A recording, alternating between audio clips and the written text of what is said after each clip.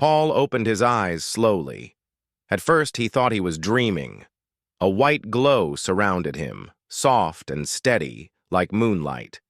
He was lying on a bed, but it did not feel like the beds he knew from Earth. The surface was firm, smooth, and slightly warm. Above him stretched a canvas ceiling, but the material shimmered as if made from silver threads. For a moment, his heart raced. This was not home. This was not the military camp he remembered. The last thing Paul recalled was chaos. He had been running through smoke, hearing explosions and shouts. He remembered the heavy weight of his rifle, the ground shaking under his boots, and then a blinding flash. After that, nothing. Now here he was, alive. Though he had no idea how, he tried to sit up, but his head felt heavy. A hand rested gently on his shoulder, guiding him back down. Paul turned his head and saw someone standing beside him. It was not a human nurse. The figure was tall, graceful, with skin that glowed faintly like pale stone touched by sunlight. Her eyes were large and bright, shaped like drops of water, and her expression was calm. She wore simple clothes, white and silver, like flowing fabric wrapped around her frame. Paul stared at her in shock. His throat felt dry. Where am I?" he whispered. The alien nurse gave a small smile, one that did not seem threatening but strangely kind. Her voice, when she spoke, was soft and clear, though accented in a way Paul could not place. "You are safe. You were hurt. We brought you here to heal." Paul's heart pounded harder. He wanted to speak, but he did not know what to ask first. Safe? He was lying in a tent built by aliens. How could that be safe? He forced himself to breathe and tried to push down the fear rising in him. The nurse tilted her head, studying him. "You spoke in your sleep," she said gently. "You spoke of home. You spoke of family." Paul blinked. "What?" His voice was hoarse. "You called out a name," the nurse continued. "I do not know the meaning, but I think it is important. To you." Paul swallowed hard. Was she telling the truth? Did he really speak? He tried to remember his dreams, but they were fading quickly, leaving only fragments. His mother's smile, his younger brother's laugh, the sight of his hometown street in the evening sun. Maybe he had spoken. Maybe he had begged for something, familiar while trapped in the darkness of unconsciousness. The nurse seemed to notice his confusion. She placed a bowl of water beside him and lifted it so he could drink. Paul hesitated, but his thirst was too strong. He sipped carefully. The water was cool and clean. "Who are you?" he asked finally. "My name is Nira," she replied. "I serve as a healer. My people found you after the blast. You were close to death, but your body fought. You live." Paul's mind swirled with questions. Why had they saved him? Were they captors? Enemies? He had been told that aliens were dangerous, that humanity was at war with them. Yet here one stood, helping him as if she cared. Why? The word left his lips without thought. Why save me? Nira's eyes did not waver. Because life is worth saving. You are not my enemy when you are wounded. You are simply one who needs care. Her answer struck Paul deeply. He did not know what to say. He wanted to argue, to remind her of the war, but his body was weak and his mind clouded. For now, all he could do was lie there and try to understand. The tent around him was quiet except for the faint hum of strange machines. On a nearby table lay instruments unlike anything he had seen before. Slender rods that glowed softly, crystals, set into delicate frames, containers filled with shimmering liquid. They were clearly medical tools, but not human ones. Paul closed his eyes briefly, trying to calm his thoughts.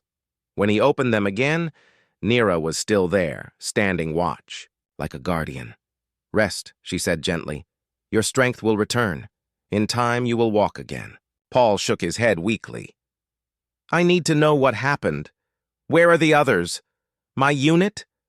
Nira lowered her gaze for a moment, then looked back at him.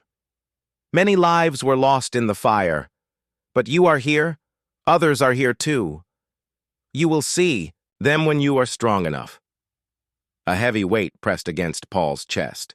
Survivors. That meant not everyone had been saved. He turned his face away, fighting the sorrow rising inside. As silence filled the tent, Paul noticed something strange. The air itself felt different. It carried a faint fragrance, like fresh rain mixed with iron. His ears caught distant sounds. Two voices speaking in both human and alien tones, the soft clink of metal, the shuffle of boots on the ground. This was more than just a medical tent. It was part of a larger camp. He struggled again to sit up, and this time, Nira allowed him to rise slowly, though she kept one hand ready in case he fell. From the bed, he could see through a slit in the tent wall. Outside, the world stretched in shades of gray and green. Trees with twisting branches bent toward the sky, their leaves shimmering as if coated with silver dust.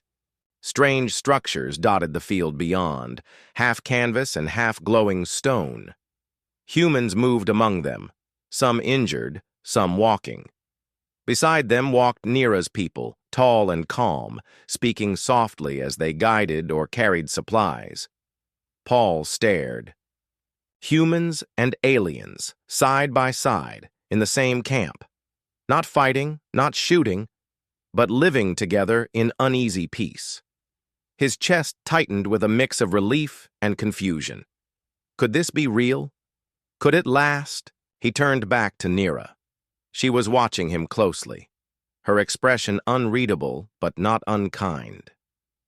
You are not alone, she said simply. This place is for healing, not for war. Paul felt a rush of thoughts he could not control. If that were true, then everything he had been taught was wrong. But if it was only a trick, then he was a prisoner in the hands of the enemy. He did not know which to believe. Yet in that moment, as Nira smiled gently again, Paul realized one thing. Whatever else was happening, his life had been spared because she chose to save him. And that was something he could not ignore. He lay back, closing his eyes, and allowed himself to rest. The strange silver tent hummed softly around him, the air filled with scents and sounds not of earth. He did not know what the future would bring, but one truth lingered in his heart. He had woken up in an alien nurse's tent, and she had spoken to him not as an enemy, but as a healer. When Paul woke the next morning, the silver tent glowed faintly with the rising light outside. His body still felt weak, but his mind was clearer. The events of the previous day returned slowly. He had been rescued by aliens, treated by Nira, and told that other survivors were also here. A sense of unease stayed with him. He was a soldier trained to see aliens as enemies, yet here he was in their care. Nira entered quietly, carrying a small tray. On it was a bowl of food that looked strange but smelled warm. The texture was like soft grain mixed with something sweet. Paul hesitated, but hunger pressed against him, so he ate. The taste was not bad. It reminded him of porridge, though lighter. You must eat, Nira said gently. Your strength will grow each day. Paul nodded, though his thoughts kept drifting outside the tent. You said others are here. Can I see them? Nira studied him for a moment, then gave a slow nod. If you feel strong enough to walk, I will take you. Paul pushed himself up. His legs trembled when they touched the ground, but he forced them to hold. Nira stayed close, her hand ready to steady him. Together they stepped out into the camp. The world outside struck Paul immediately. The camp stretched across a wide clearing surrounded by tall silver-green trees. Dozens of tents and shelters lined the area, some made of fabric, others built from glowing stone that seemed alive. Smoke curled from cooking fires, and the sound of voices rose on the air. Paul's eyes went wide. Humans and aliens moved together through the camp. Some humans were sitting near fires, speaking in low voices. Others walked slowly, their arms bandaged or supported by crutches. Beside them moved the aliens, tall and calm, their pale skin glowing softly under the sun. They carried supplies, brought food, or checked wounds. At first, Paul thought it was peaceful, but then he noticed the tension. The humans kept their distance from the aliens whenever possible. Their eyes narrowed, their words sharp. Some muttered under their breath, while others gave cold stares. The aliens did not argue back. They moved with patience, as if used to mistrust. Paul felt the weight of it pressing down on the camp. This was no simple healing ground. It was a place caught between two worlds. As Paul and Nira walked, a voice called out, "Paul, is that really you?" Paul turned quickly and saw a familiar face. A fellow soldier, Mark, hurried toward him. His arm was in a sling, but his eyes were bright with relief. He grabbed Paul's hand firmly. "I thought you were gone. We saw you fall in the blast." Paul's chest tightened with emotion. "I thought I was gone too," he admitted. Mark glanced at Nira with suspicion before pulling Paul aside. "Be careful. These aliens saved us, yes, but don't trust them. They say one thing, but who knows their real plan?" Paul looked at Nira, who was watching quietly, her expression unreadable. He felt torn. Mark's warning matched what he had been trained to believe, but his heart remembered the calm way Nira had cared for him. "Maybe they're not all the same," Paul whispered back. Mark frowned, but said no more. He patted Paul's shoulder and returned to sit near a group of soldiers who glared openly at the aliens walking past. Nira led Paul further through the camp. She pointed out the supply tents, the cooking areas, and the small, clear stream where water was gathered. Everywhere Paul looked, he saw the uneasy balance. A group of alien healers cleaned wounds while human patients muttered angrily. Children from both sides played near the trees, their laughter the only sound free of mistrust. Finally, they reached the far side of the camp, where a tall pole stood with a faint light glowing at its top. Around it sat a circle of both humans and aliens speaking together. Nira stopped and turned to Paul.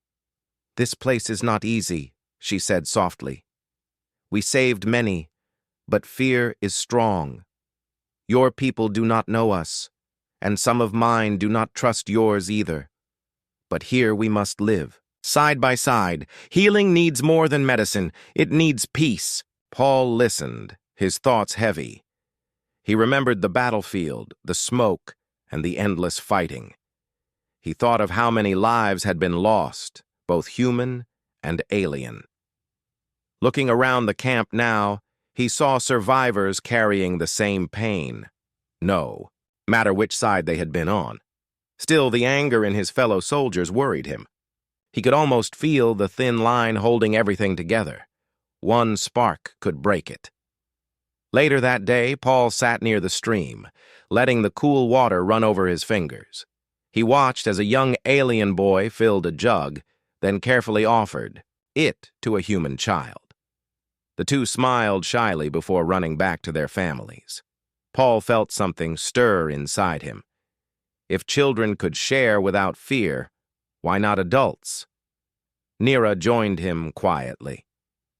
She placed a folded cloth on the grass and sat beside him. "You are thinking much," she said. Paul gave a tired smile. "I don't understand any of this. Back home, they told us your people were dangerous, that you wanted to destroy us. But here I see you saving lives. I don't know what to believe." Nira's eyes held his steadily. "Stories of war are told on both sides. My people hear that humans want only to conquer. Yet when I looked into your dreams, I saw something else." Paul turned sharply. "My dreams!" "You spoke while you slept," Nira explained. "I heard names, places, memories. They were not of war. They were of family, of a home you long for. That is not the voice of an enemy. That is the voice of one who loves. Paul's throat tightened. He wanted to argue, but he could not. She had spoken the truth. Before he could reply, a sudden shout broke the calm. A group of human soldiers near the supply tent had started arguing loudly with two alien healers. The soldiers accused them of withholding food. The aliens tried to explain, but the voices rose higher. Paul saw fists clench and weapons shift. Fear surged in his chest. The peace of the camp was fragile, and it was about to break. Nira rose quickly, her face tense. "This is what I fear," she whispered. "If trust is lost, this place will fall." Paul stood slowly, his legs still weak but his resolve stronger than before. He looked at the angry group, then at Nira beside him. Something inside him whispered that his role here was more than survival. He had to choose what kind of man he would be in this camp of strangers. The night in the camp was quiet, yet Paul could not rest easily. He lay on his bed inside the silver tent, staring at the glowing fabric above him. The sounds of the camp drifted in softly, the crackle of fires, the low hum of alien machines, and the occasional murmur of human voices. But what kept him awake was not the noise. It was the memory of Nira's words. "You spoke in your sleep. You shared your dreams." Paul turned on his side, uneasy. Had she truly seen his memories? He had dreamed of his hometown again, of walking down the street with his younger brother, of the smell of bread from the shop near his house. To him, those moments were private, pieces of home that gave him strength. The idea that someone else had glimpsed them made him feel exposed. Sleep came at last, but it was not peaceful. Images filled his mind. He saw his mother planting flowers. In the small garden, his father fixing the old truck, his brother laughing as they chased a ball across the yard. Then the dream shifted. He saw strange landscapes, tall crystal towers glowing under foreign skies, and voices not his own whispering in harmony. His mind moved between Earth and somewhere else, blending them as if they were part of one story. When he woke, his heart was racing. The dream had felt too vivid, too real. He rubbed his face, trying to push it away. But the memory stayed. The tent flap moved, and Nira entered with her usual calm presence. She placed a tray of food near him, but her eyes lingered on his face. "You dreamed again," she said softly. Paul sat up sharply. "How do you know that?" Nira lowered her head, slightly. "Because I felt it. When your mind opens in sleep, it touches the field that connects my people. We do not reach for it, but when your thoughts are strong, they come to us. Last night I saw your garden. I smelled the flowers. It was beautiful." Paul stared, a mix of anger and confusion twisting inside him. "You were in my head? You saw my family? That's mine. You have no right." Nira's voice remained calm. "I did not choose it. You shared it. Your heart is strong and your memories reached. Beyond you. I honor them. I do not take them lightly." Paul turned away, his fists tightening. The idea that his most personal memories could be seen by an alien unsettled him deeply. Yet, beneath the anger, there was another feeling, something like relief. Because if Nira had truly seen his memories, then she knew he was not just a soldier, not just part of a war. She knew he was human, with a life worth more than fighting. Later that morning, Paul walked slowly through the camp. His strength was returning day by day, though his steps were still unsteady. He passed groups of humans sitting together, their faces hard, their voices filled with mistrust. A few nodded to him, but most kept their focus on watching the aliens, with sharp eyes. At the edge of the camp, Paul found Mark again. His friend sat with two other soldiers, whispering in low tones. When Paul approached, they fell silent. Mark gave him a tight smile. "You're getting better," Mark said. "Good to see." Paul sat down beside him. "I had strange dreams last night."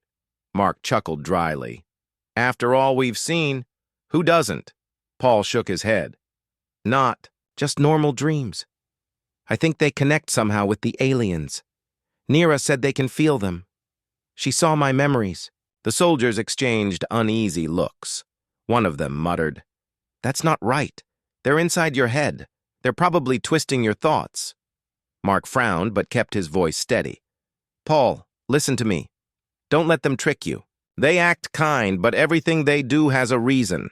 If they're watching your dreams, maybe they're looking for secrets, military plans, weaknesses." Paul hesitated. The thought had crossed his mind, too, but something inside him resisted. She saw my family, Mark. That's not a weapon. That's not a plan. She saw who I really am." Mark shook his head firmly. "That's how they get to you. They play on feelings. Don't let them make you forget what they are."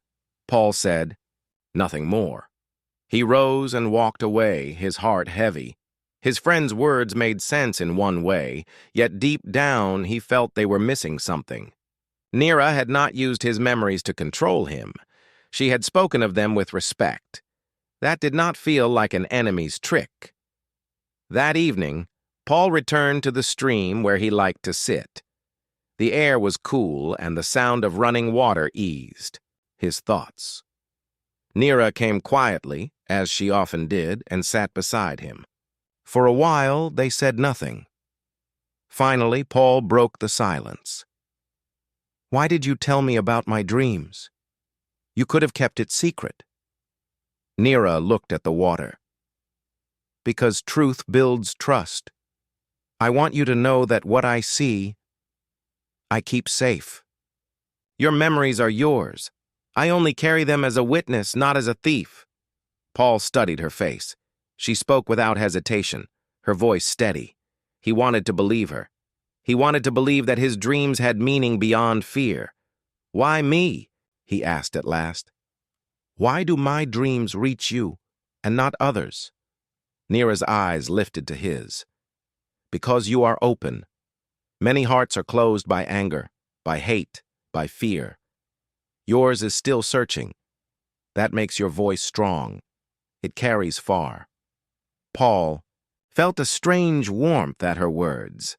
For so long he had seen himself only as a soldier caught in a war. Now she spoke of him as if he were something more, a bridge between two worlds.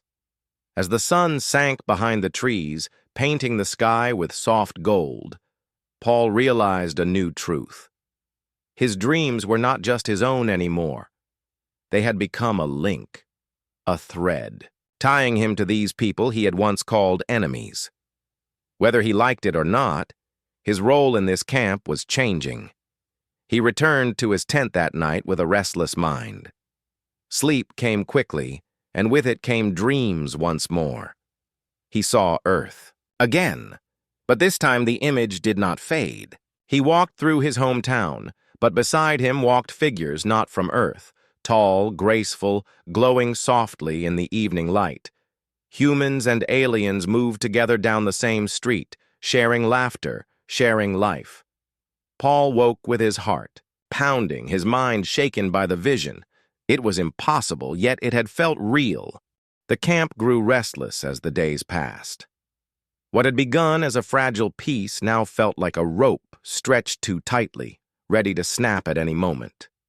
Paul noticed it in the way the humans whispered to each other at night, in the way soldiers gripped their makeshift weapons when aliens walked by. He noticed it in the tired expressions of Nira and her people, who tried to remain calm even as mistrust grew heavier each day. Paul felt caught in the middle. He owed his life to Nira. Yet, his fellow soldiers looked at him with doubt now. They knew he spoke with the aliens more than anyone else, and that he listened when others only glared. Mark had stopped smiling when he saw him, and though they were still friends, a wall had begun to rise between them. One afternoon, a shout tore through the camp. Paul hurried from his tent to see a group of humans surrounding two alien healers near the supply hut. The humans accused the aliens of hiding food. One soldier even pushed an alien to the ground, sending the supplies scattering across the dirt. The crowd grew quickly and anger boiled. Paul rushed forward, but before he could reach them, Nera appeared. She knelt beside the fallen healer, helping him rise. Her calm voice tried to explain that the food had been rationed fairly, but the soldiers refused to listen. "They take the best for themselves," one man shouted. "We're left with scraps while they eat well." "That's not true," Nera replied firmly. "We share everything. No one is denied." Paul stepped into the circle. "Enough!" he shouted, his voice breaking through the noise. "I've eaten their food. It's the same as ours. They're not hiding anything." The soldiers turned on him. One narrowed his eyes. "Of course you'd defend them. You spend all your time with them. Maybe you're more alien now than human." The words stung, but Paul stood his ground. "They saved us when no one else did. You think we'd still be alive without them? Look around. This camp is the only reason we're breathing." For a moment, silence hung in the air. Some soldiers lowered their eyes, ashamed, but others looked angrier than before. The tension was thick, and Paul feared a fight would break out. Then, before anyone could move, a new sound echoed across the trees. It was sharp, metallic, and unfamiliar. A low hum followed, vibrating through the ground. Everyone froze. Nera's face turned pale. "Not ours," she whispered. "Something else is near." From the edge of the forest, shadows moved. Machines stepped into the clearing, tall, spider-like, constructs with glowing red eyes. Their metal bodies gleamed in the dim light, and their legs cut deep into the soil with every step. They carried no flags, no marks of humans or aliens. They were something different, something older. The camp erupted in chaos. Humans shouted, grabbing weapons. Aliens rushed to protect the wounded. The machines moved forward without hesitation, firing bursts of searing light that burned holes into the ground. Paul's instincts as a soldier returned at once. He grabbed a fallen rifle and shouted for cover. A blast struck near the supply hut, sending fire and dust into the air. Soldiers dove behind crates, firing blindly at the machines, but their bullets bounced harmlessly off the metal shells. Nera pulled Paul toward a group of injured humans. "Help me move them!" she cried. Together they dragged the wounded to the safety of the tents, while blasts tore across the camp. Paul's heart pounded. He had seen battle before, but this was different. These machines fought without fear, without pause, without mercy. They did not choose sides. They attacked everyone. A scream rang out as one machine cornered a group of humans near the stream. Without thinking, Paul sprinted toward them. He saw a crate of alien tools nearby and grabbed a glowing rod. He had no idea how to use it, but when he swung it at the machine's leg, the metal hissed and cracked. The creature stumbled, and Paul drove the rod deeper until sparks exploded from its core. The machine collapsed with a screech. The camp cheered, but the fight was far from over. More machines poured from the trees. Humans and aliens now stood shoulder to shoulder, firing rifles, throwing rocks, swinging alien weapons. For the first time, they fought not against each other, but as one. Paul found himself beside Mark, who fired round after round at the attackers. "What are these things?" Mark shouted over the chaos. "I don't know," Paul shouted back. "But they're not with us or them. They want us all dead." Together they covered Nera and her group as they carried supplies to safety. Paul saw fear in her eyes, but also determination. She moved with grace, guiding both humans and aliens, her voice steady even in the storm of battle. Hours seemed to pass in minutes. Finally, the last machine fell under a rain of fire and strikes. Its body sparked, then crumbled into pieces. The clearing was silent again, filled only with heavy breathing and the groans of the wounded. The camp was scarred, Tents torn, fires burning, supplies scattered. But it still stood. Humans and aliens looked at each other with wide eyes, their hands still gripping weapons. Slowly, the truth sank in. They had survived only because they had fought together. Paul dropped the glowing rod, his arms shaking from exhaustion. Nira approached him, her clothes torn, her face streaked with dust, but her eyes steady. "You fought with courage," she said softly. Paul shook his head. "So did everyone, human and alien. None of us would have made it alone." Mark came closer, his expression heavy. He looked at Nira, then at Paul. "Maybe you're right. Maybe we've been wrong about them. Tonight they saved us as much as we saved them." Paul felt a weight lift from his chest. It was not full trust yet, but it was a beginning. The machines had forced both sides to see the truth. The enemy was not each other. The enemy was something else, something older and far more dangerous. As the fires were put out and the wounded cared for, Paul stood at the center of the camp. He looked at the humans and aliens moving together, no longer glaring but working side by side. The fragile rope had not broken. Instead, it had been tied tighter. Yet deep inside, Paul knew this was only the first test. If those machines returned, the camp would need more than temporary unity. It would need true trust. The camp was quiet the next morning, but the tension remained. The attack by the machines had changed everything. Humans and aliens had fought together, yet fear lingered in the eyes of every survivor. Paul walked slowly along the edge of the clearing, thinking about the battle. Something did not feel right. The machines had attacked with precision, almost as if they had studied the camp before moving. That meant this was no random assault. Someone, or something, was controlling them. Paul decided he needed answers. He could not rely only on stories or assumptions. If the machines returned, he wanted to be ready.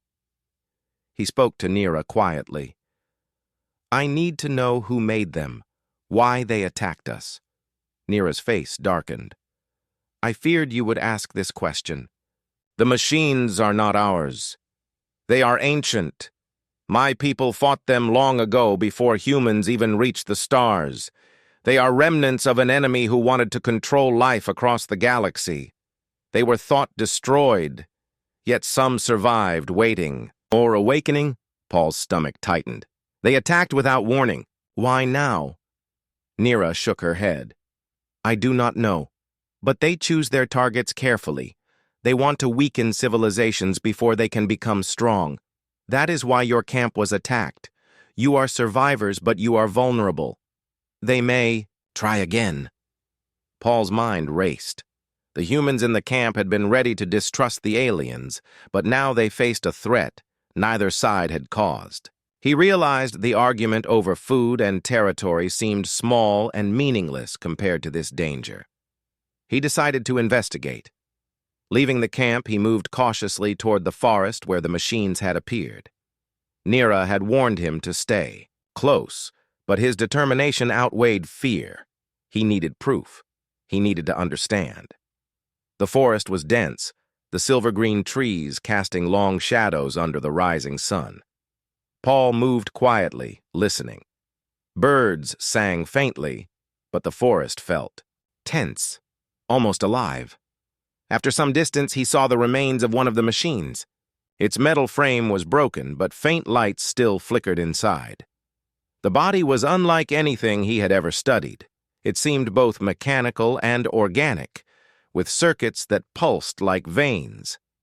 As he examined it, he noticed strange markings etched into the metal, symbols he did not recognize, glowing faintly in red. His mind raced to make sense of them, but he realized the symbols were not random. They were patterns, perhaps a language or a code. Paul crouched lower as movement caught his eye. From behind a tree stepped another figure, not human, not like Nira, but taller and sharper, with metallic armor that reflected sunlight. Its eyes glowed bright red, like the machines he had fought. The figure spoke in a low, mechanical tone. "You should not be here." Paul froze. He raised his hand slowly. "I mean no harm. I want to understand." The figure's glowing eyes scanned him. "Understanding is dangerous. Knowledge is power, but power in weak hands destroys everything. You are weak." Paul swallowed. "Maybe, but weakness is also learning. I want to protect my people. I want to stop your machines from hurting anyone else." The figure paused. "Humans and aliens together? Unusual." Paul felt a surge of hope. If the enemy recognized their cooperation, then maybe their unity was a real weapon.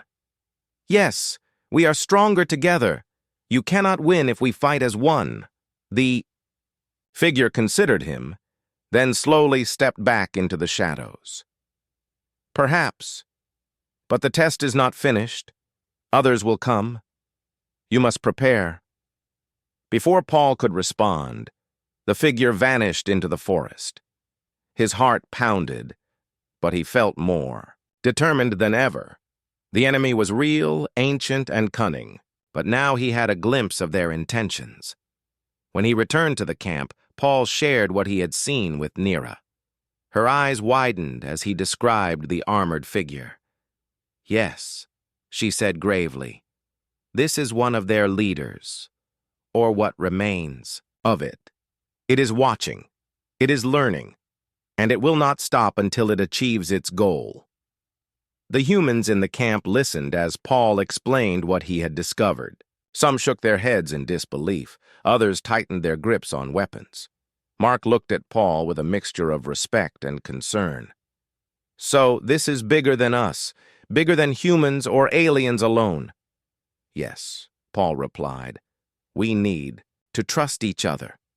If we fight divided, we will lose. But if we fight together, we might survive."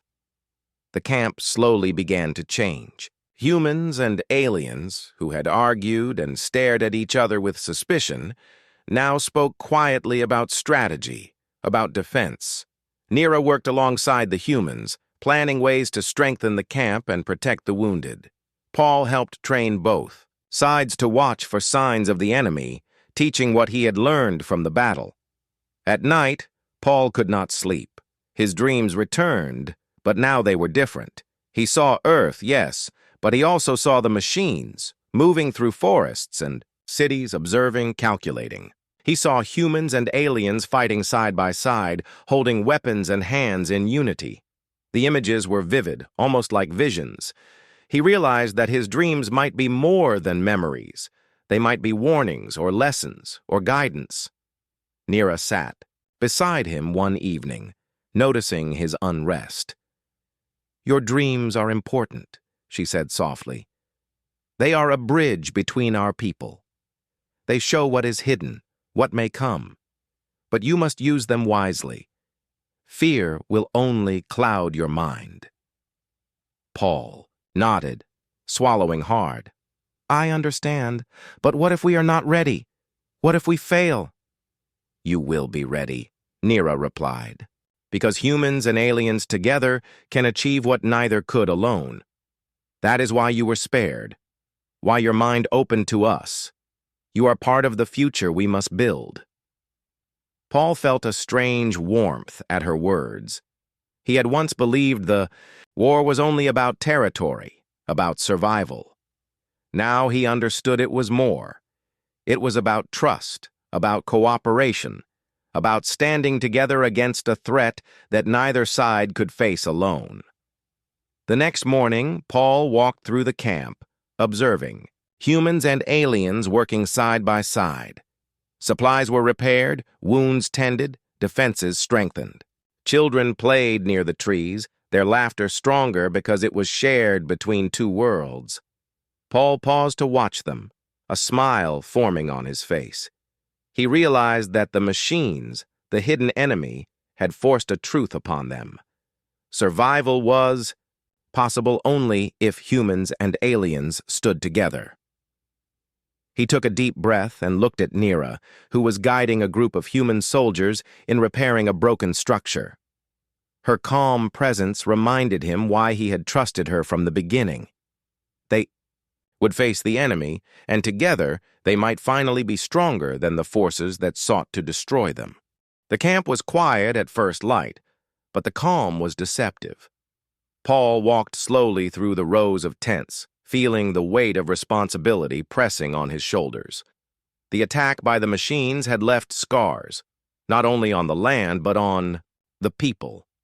Humans and aliens worked together, yet tension still lingered. Fear had not disappeared. Paul knew that if they were to survive, something needed to change. He found Nira beside the stream, helping a group of children carry water. Her calm face looked tired, but her eyes were alert. "Good morning," Paul said softly. "Good morning," she replied, smiling faintly. "You did not sleep well again?" Paul shook his head. "No. I keep thinking about what comes next. If the machines return, we cannot just react. We have to act together. We need a plan." Nira nodded. "You are right. But first, you must decide how you will help lead. Others will follow you if they trust your judgment." Paul felt the weight of her words. He was not a commander here. He was a soldier who had survived by chance. Yet now, he realized that leadership was needed, not just orders. He needed to inspire both humans and aliens to work as one, and that would require courage, patience, and trust. He walked to the center of the camp where humans and aliens were repairing shelters. Soldiers moved alongside alien healers, children played near the trees, and supplies were being organized. Paul raised his voice to get attention. "Everyone!" he called. "Listen!"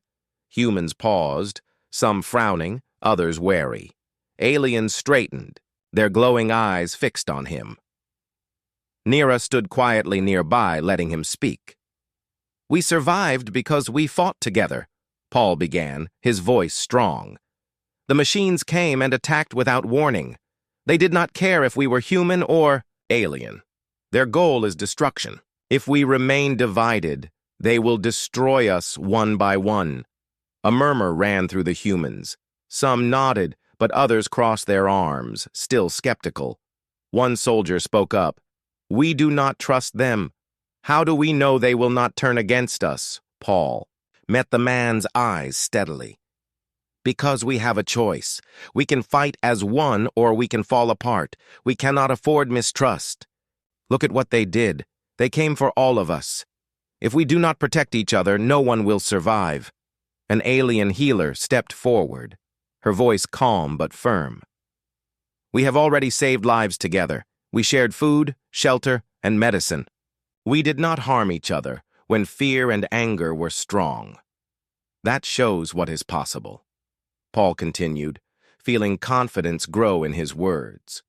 "We have children here, families, people who depend on us. We must unite, not just for today, but for every day after.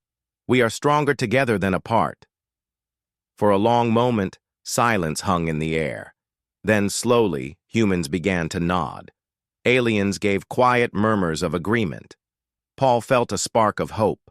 This was not full trust, but it was a beginning. Nira stepped beside him. "Your words carry truth," she said softly, "but actions must follow.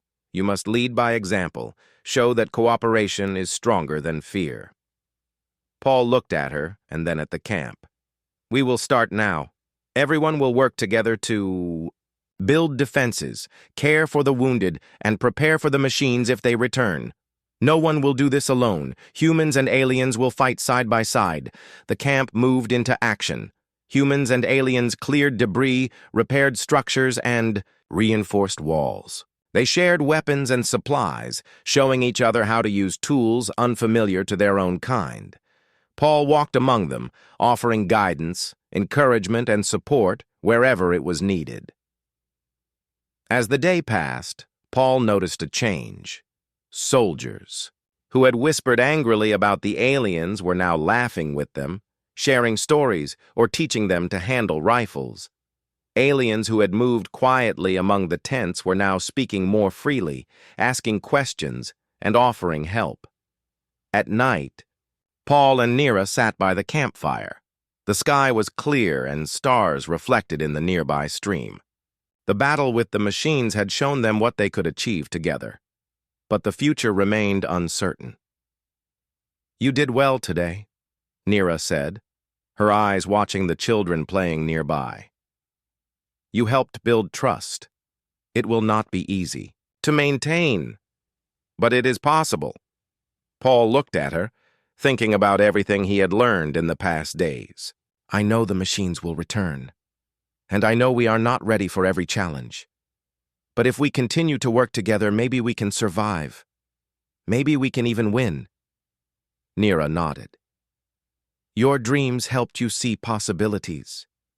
They are not just visions. They are guidance. Pay attention to them. They may show you what steps to take before the danger arrives." Paul thought of his dreams, visions of Earth, of the machines, of humans and aliens fighting as one. He realized that his mind had become a bridge, connecting the two worlds in ways he did not fully understand. If he could follow their guidance, perhaps he could help the camp become more than just a place of survival. The next morning, Paul called a meeting of both humans and aliens. He explained the lessons of the past days. He spoke of unity, courage, and trust. He reminded them that the machines would return and that preparation was their only defense. Slowly, the camp began to act with purpose. Plans were made to build better defenses, to train soldiers and healers together, and to establish lookout teams to watch the forest for signs of danger. Paul worked alongside Mark and the alien leaders, demonstrating how cooperation could strengthen both sides. By the end of the day, the camp felt different. The air was lighter, the atmosphere more confident. People worked with intention rather than fear. Paul stood at the edge of the clearing, watching the sun set behind the silver-green trees. He felt exhaustion in his muscles, but also determination in his heart. He knew the test was not over. The machines were still out there, and they were patient and clever. But for the first time, Paul felt that the camp could survive because humans and aliens were no longer enemies. They were allies. Nira approached him silently. "You have made the decision," she said quietly. "You chose unity over fear. That is the first step to victory." Paul nodded. "I only hope it is enough. The machines are clever. They will not stop. But if we stand together, maybe we can face them and survive." As night settled over, the camp. Paul looked at the stars and allowed himself a moment of hope.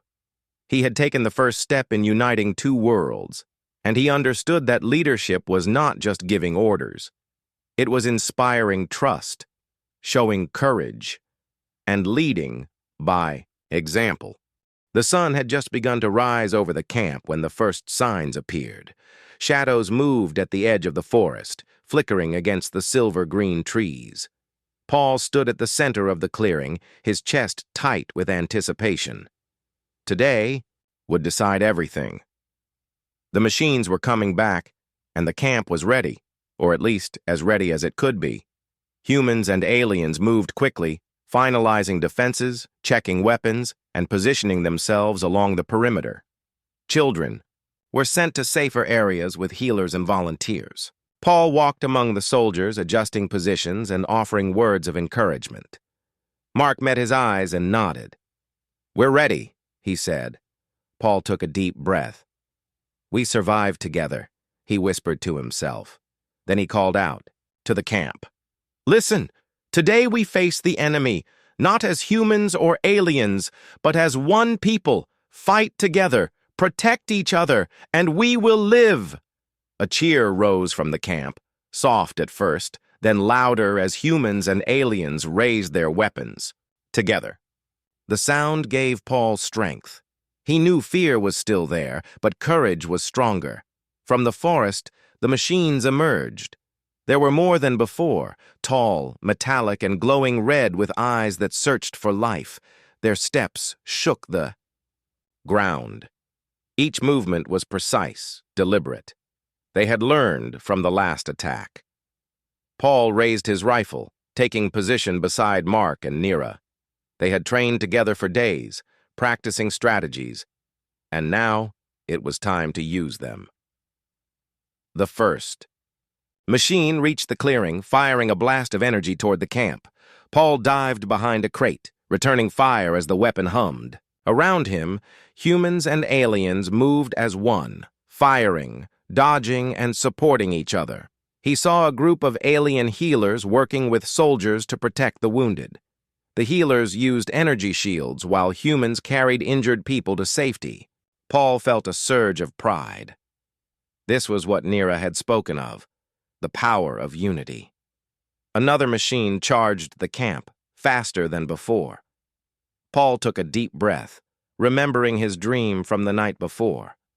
In it, he had seen a machine stumble when attacked from both sides at once. He shouted to Mark and the soldiers, "Hit it together, left and right at the same time."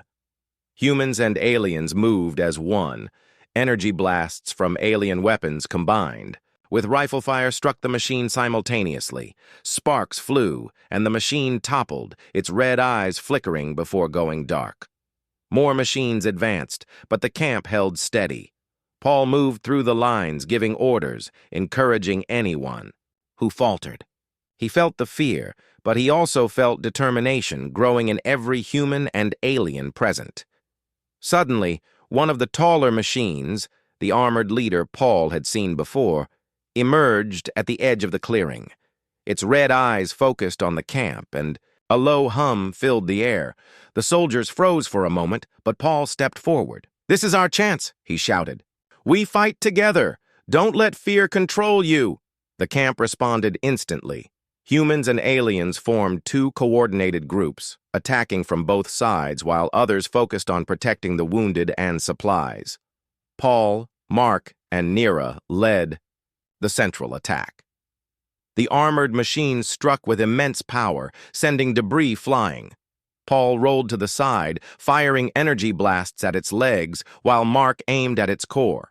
Nira used her abilities to shield the group from its attacks. The machine stumbled, but it was resilient. Paul realized they needed something more than firepower. They needed strategy. He remembered the symbols he had seen on the fallen machine. In the forest, he shouted to the aliens, "Focus on the joints! Strike the weak points!" The aliens adjusted their aim, firing precise shots while humans attacked from new angles. Sparks flew, metal bent, and the machine roared in frustration. Paul pressed forward, throwing a heavy rod into one of the joints. It cracked under the pressure. The machine faltered, and Nira signaled the group to move together.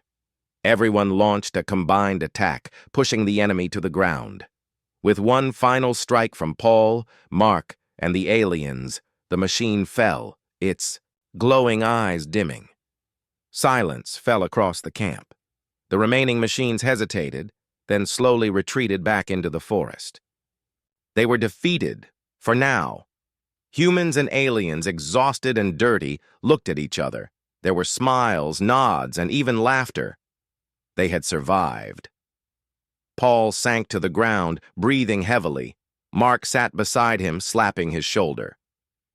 "You did it," he said, smiling. "We all did it together." Nira approached, her calm eyes glowing softly. "You led them well," she said. "You reminded everyone of what we can achieve when we stand as one. That is more important than any weapon." Paul nodded, feeling relief wash over him. He had feared the machines, feared the mistrust, but now he saw the truth. The enemy was strong, but unity was stronger. As the sun set over the camp, casting golden light across the clearing, Paul looked at the people around him. Humans and aliens worked together, repairing damage, tending the wounded, and comforting children. The battle had tested them all, but it had also shown them what was possible. He turned to Nira. "We can survive if we stay united," he said quietly. Yes, she replied, smiling softly.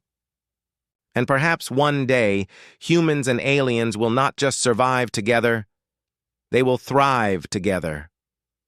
Paul looked at the sky, the stars beginning to appear, and felt hope for the first time in a long while. The camp had faced its greatest challenge and had come through stronger than ever. The final stand had not been easy, but it had proven a truth he would never forget. Courage, trust, and unity could overcome even the most powerful enemy. He knew challenges would come again, but for now, the camp was safe. Humans and aliens stood together, their bond forged in battle, their future full of possibility. Paul finally allowed himself to relax, knowing that they had faced the darkness and had emerged victorious. The camp glowed softly under the rising moon, a symbol of survival and hope.